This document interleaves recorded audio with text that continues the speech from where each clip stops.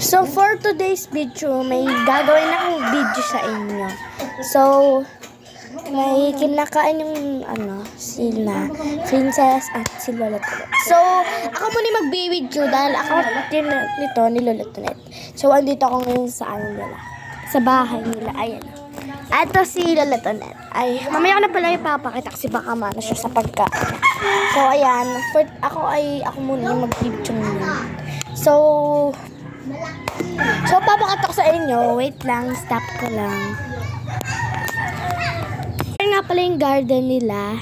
Ayan. Ito, ayan, yung manukan na yan, hindi sa kanila yan.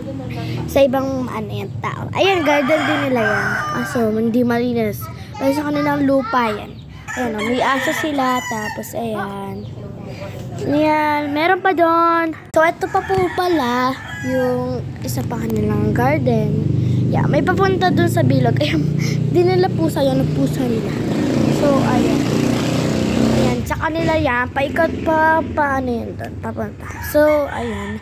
So, ihaharap ko na sa akin. Wait lang, guys. Guys, so, nakabalik niya. Ito nga pala yung pinsan ko na si Kirsty. Nahihiya siya. Magkakamping kami. Magkakape kami mamaya. Kasi hindi nyo makikita kung paano kami magkakampi. Kasama ka, ha? Ayan. So, ayun lang. Bye-bye!